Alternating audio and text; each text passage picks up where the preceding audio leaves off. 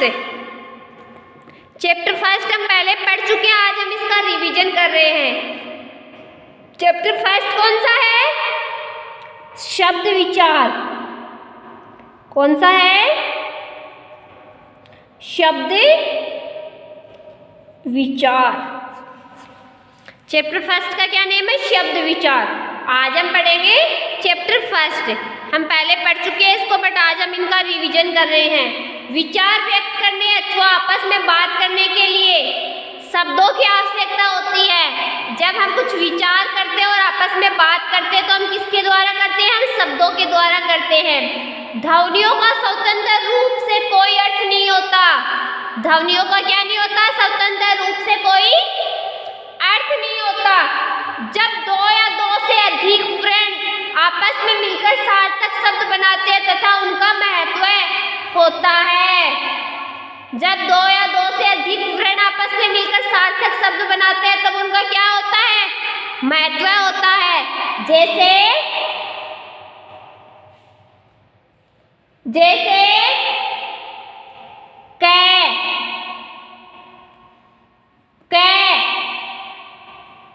ले, तो क्या शब्द बनेगा? कल। क्या बनेगा? कल। कल।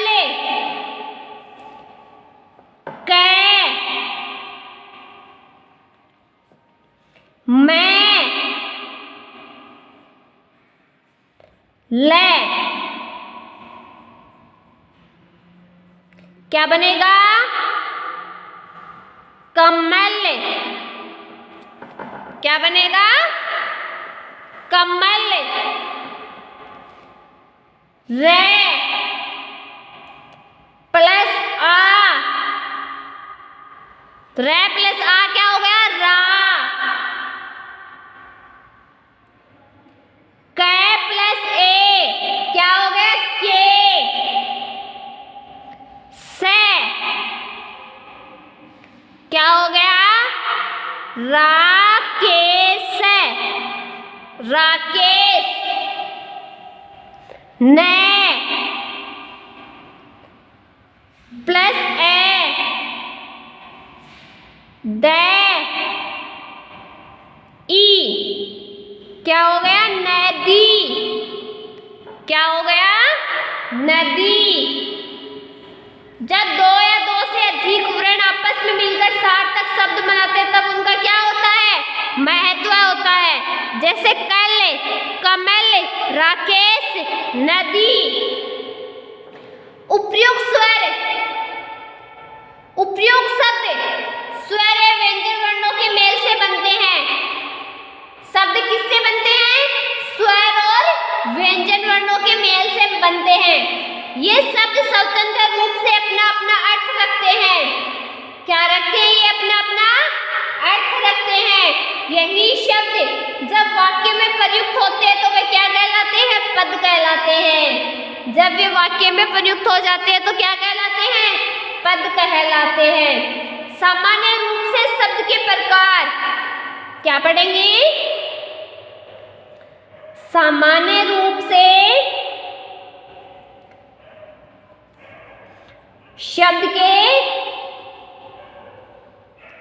प्रकार। सामान्य रूप से शब्द कितने प्रकार के होते हैं? सामान्य रूप से शब्द दो प्रकार के होते हैं। कितने प्रकार के होते हैं? दो प्रकार के होते हैं। पहला कौन सा होता है? सार्थक शब्द। कौन सा होता है पहला शब्द? सार्थक। और दूसरा कौन सा होता है? निर्थक शब्द। निर्थक शब्द। अब हम देखते हैं सार्थक शब्द किसको कहते हैं और निर्थक शब्द किसको कहते हैं।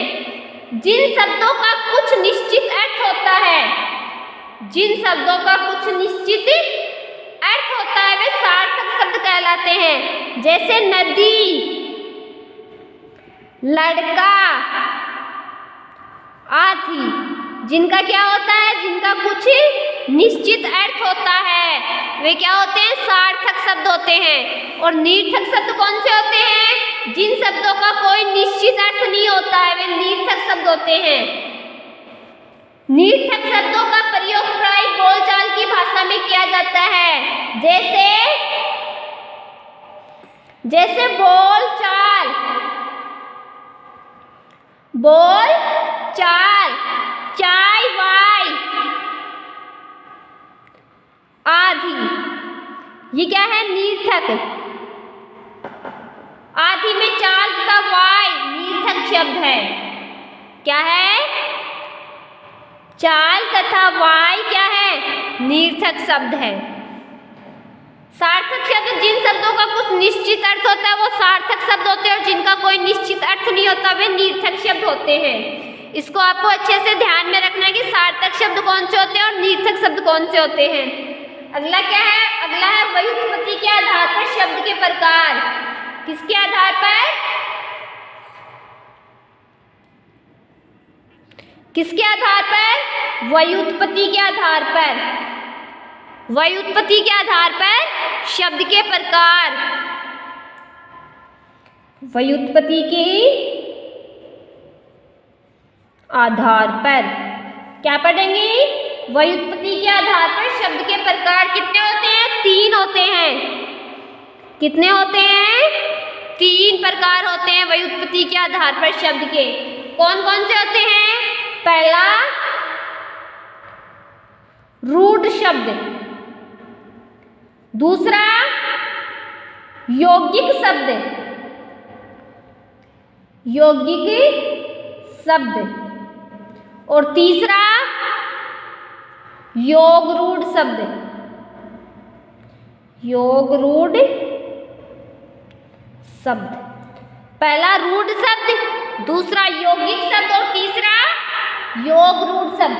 अब हम पढ़ेंगे पहले रूढ़ शब्द के बारे में। जो शब्द किन्हीं अन्य शब्दों के योग से नहीं बनते, जो शब्द किन्हीं अन्य शब्दों के योग से नहीं बनते तथा खंड कर देने पर निर्थक हो जाते हैं। निर्थक जो जिसका कोई निश्चित अर्थ नहीं होता वे क्या कहलाते हैं? रूढ़ शब्द कहलाते हैं। जो शब्द किन्हीं अन्य शब्दों के योग से नहीं बनते तथा खंड कर देने पर निर्थक हो जाते हैं वे रूढ़ शब्द कहलाते हैं। ये शब्द किसी विशेष वस्तु के लिए प्रसिद्ध हो गए हैं, जैसे काला, लाल, पानी, कान, नाक आदि। ये क्या है? रूढ़ शब्द। अब हम देखेंगे यौगिक शब्द के बारे में। जो शब्द अन्य शब्दों के मेल से बनते हैं, जो शब्द अन्य शब्दों के मेल से बनते हैं वे यौगिक शब्द कहलाते हैं। जो शब्द अन्य शब्दों के योग से बनते हैं वे क्या कहलाते हैं? यौगिक शब्द कहलाते हैं। इस प्रकार के शब्द संधि, समास, उपसर्ग, प्रत्यय आदि से बनते हैं। इनके खंड करने पर भी क्या होता है? अर्थ निकलता है। जैसे विद्यार्थी, विद्या प्लस अर्थी, विद्या प्लस अर्थी, विद्यालय, विद्या प्लस आलय, दूध वाला, दूध प्लस वाला, दूध वाला, दूध प्लस वाला, दूध वाला, पीलापन, पीला प्लस पन, पान वाला, पान प्लस वाला। अब हम पढ़ेंगे योग रूढ़ शब्द के बारे में। योग रूढ़ शब्द के बारे में ऐसे यौगिक शब्द जो सामान्य अर्थ को प्रकट न करके किसी विशेष अर्थ को प्रकट करते हैं वो योग रूढ़ शब्द कहलाते हैं। जैसे पंख प्लस ज, पंकज, कीचड़ में जन्मा, परंतु पंकज शब्द केवल कमल के लिए रूढ़ हो गया है, इसलिए यह यौगिक होते हुए भी योग रूढ़ शब्द है। इसी प्रकार जलद, जलद, पीतांबर, पीतांबर, गिरिधारी, गिरिधारी,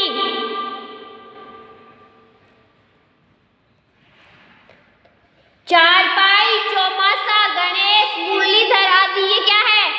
योग रूढ़ शब्द है। क्या है? योग रूढ़ शब्द है। अब हम पढ़ेंगे उत्पत्ति के आधार पर। किसके आधार पर पढ़ेंगे? उत्पत्ति के आधार पर शब्द के प्रकार। किनके आधार पर? उत्पत्ति के आधार पर। उत्पत्ति के आधार पर शब्द कितने प्रकार के होते हैं? कितने होते हैं? 4 प्रकार के होते हैं। कितने प्रकार के होते हैं? 4 प्रकार के होते हैं। तो पहला कौन सा है? तत्सम शब्द। पहला कौन सा है? तत्सम शब्द। दूसरा कौन सा है? तद्भव शब्द। तीसरा कौन सा है? देशज शब्द।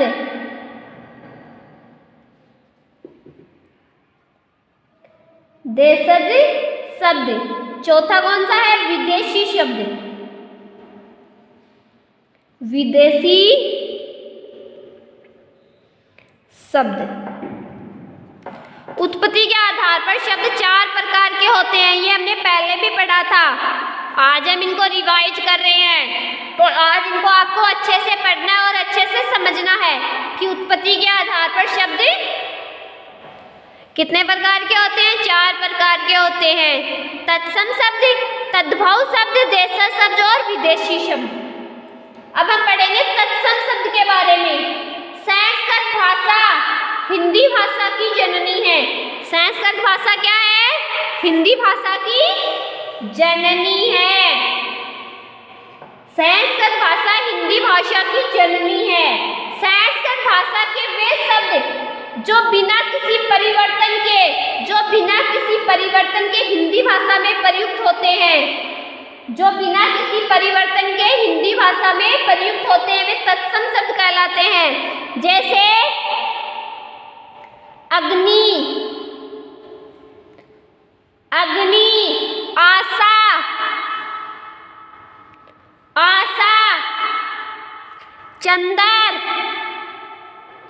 आदि। ये क्या है? तत्सम शब्द। जो क्या है? जो बिना किसी परिवर्तन के हिंदी भाषा में प्रयुक्त होते हैं, वो क्या कहलाते हैं? तत्सम शब्द कहलाते हैं। और तद्भव शब्द कौन से कहलाते हैं?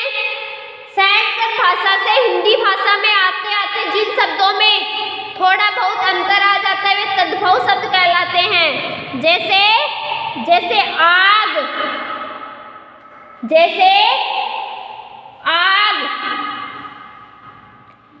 दूध, चांद, खेत, घर आदि। तो ये क्या है? तद्भव शब्द, जिनमें क्या आ गया? जब वो हिंदी भाषा में आए तो उसमें क्या आ गया? थोड़ा बहुत अंतर आ गया। अगला प्रकार कौन सा? देशज शब्द। जो शब्द विभिन्न क्षेत्रों के ग्रामीण जन समुदाय द्वारा निर्मित होकर हिंदी की बोलियों के माध्यम से हिंदी भाषा में आए, वो देशज शब्द कहलाते हैं। इन्हें क्षेत्रीय शब्द भी कहते हैं। जैसे गाड़ी, लोटा, बेटा, जूता, खुरपा आदि। ये क्या है? देशज शब्द। अगला कौन सा है? विदेशी शब्द। जो शब्द विदेशी भाषाओं अंग्रेजी, अरबी, फारसी, तुर्की, चीनी, पुर्तगाली आदि से हिंदी भाषा में आ गए तथा हिंदी भाषा ने थोड़े बहुत परिवर्तन के साथ जिन्हें अपना लिया, वे विदेशी शब्द है। जैसे मेज, कुर्सी, स्टेशन,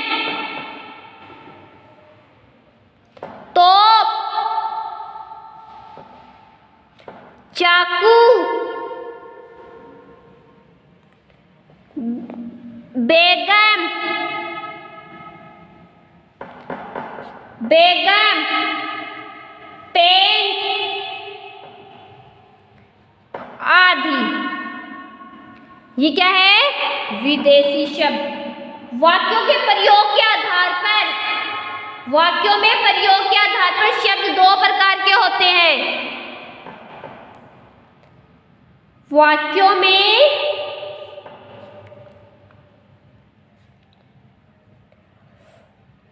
प्रयोग के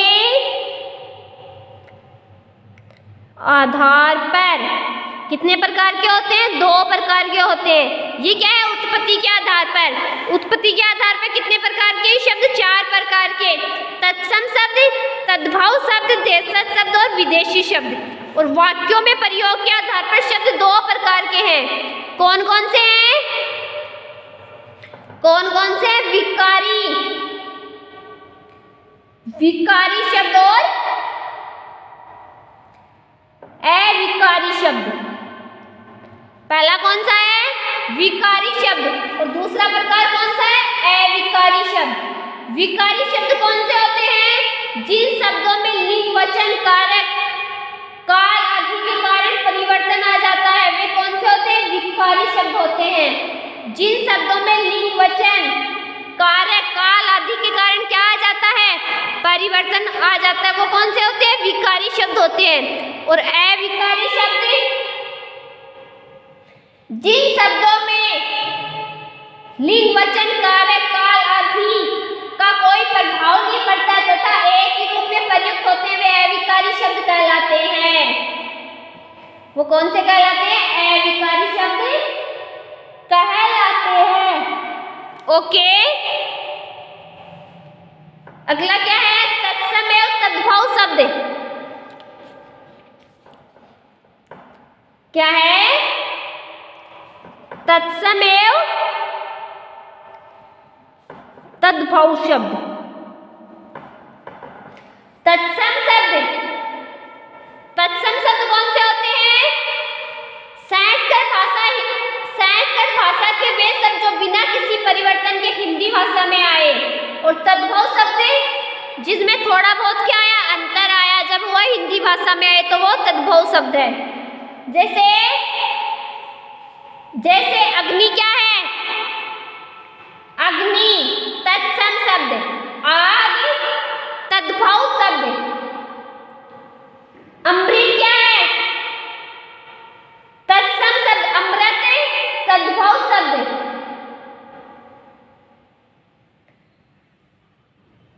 उज्ज्वल क्या है?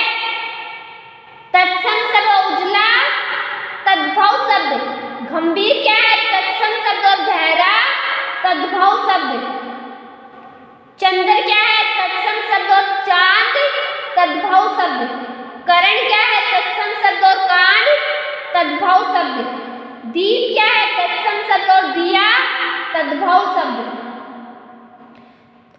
तो आज हमने क्या पढ़ा है? आज हमने चैप्टर फर्स्ट को रिवाइज किया, इनका रिवीजन किया है, जिसमें हमने क्या पढ़े? पहले हमने शब्द के बारे में पढ़े।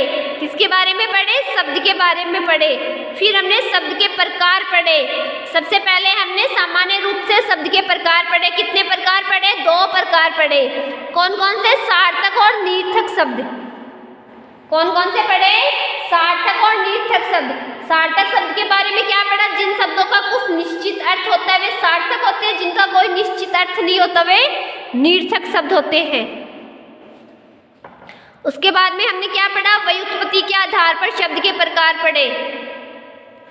किनके आधार पर? व्युत्पत्ति के आधार पर शब्द के प्रकार पढ़े। कितने प्रकार पढ़े? तीन प्रकार पढ़े। रूढ़ शब्द, यौगिक शब्द और योग रूढ़ शब्द। रूढ़ शब्द के बारे में क्या पढ़ा? जो शब्द किन्हीं अन्य शब्दों के योग से नहीं बनते तथा जिनके खंड करने पर निर्थक हो जाते हैं। और यौगिक शब्द जो शब्द अन्य शब्दों के मेल से बनते हुए यौगिक शब्द कहलाते हैं। और योग रूढ़ ऐसे यौगिक शब्द जो सामान्य अर्थ को प्रकट न करके किसी विशेष अर्थ को प्रकट करते हुए योग रूढ़ शब्द कहलाते हैं। उनके बाद में क्या पढ़े? उत्पत्ति के आधार पर शब्द के प्रकार, चार प्रकार पढ़े। तत्सम, तद्भव, देशज और विदेशी शब्द। तत्सम शब्द कौन से हैं? संस्कृत भाषा के वे शब्द जो बिना किसी परिवर्तन के हिंदी भाषा में गए। और तद्भव जिनमें थोड़ा बहुत अंतर आ गया, जब वो हिंदी भाषा में गए तो जिसमें थोड़ा बहुत अंतर आ गया वो तद्भव शब्द है। और देशज शब्द जो ग्रामीण जन समुदाय द्वारा निर्मित होकर हिंदी की बोलियों के माध्यम से हिंदी भाषा में आए वे देशज शब्द कहलाते हैं। और विदेशी शब्द जो सब विदेशी भाषाओं से हिंदी भाषा में आ गए तथा हिंदी भाषा में थोड़े बहुत परिवर्तन के साथ जिन्हें अपना लिया गया, वे कौन से विदेशी शब्द हैं। और बाद में हमने पढ़े वाक्यों के आधार पर शब्द के प्रकार कौन कौन से, विकारी और अविकारी। जिन शब्दों में लिंग, वचन, कारक, काल आदि के कारण परिवर्तन आ जाता है वे विकारी, और जिनमें कोई परिवर्तन नहीं आता वो अविकारी शब्द होते हैं। उसके बाद में तत्सम और तद्भव शब्द, ये हमने पहले अच्छे से पढ़े हैं। तो आज आपको क्या करना है, आज आपको शब्द विचार के बारे में अच्छे से पढ़ना है और अच्छे से समझना है। और उनके बाद में आपको तत्सम और तद्भव शब्द कौन कौन से हैं उनके बारे में भी अच्छे से पढ़ना और अच्छे से समझना है। और फिर इस चैप्टर के जो क्वेश्चन आंसर है उनको अच्छे से लर्न करना है। ओके बच्चों, आज के लिए इतना ही काफ़ी है। कल हम पढ़ेंगे second chapter. Okay, thank you बच्चों। तो इनको क्या करना है, आपको रिवाइज करना है। ओके, इसको अच्छे से समझना और इसको अच्छे से लर्न करना है। ओके, थैंक यू बच्चों।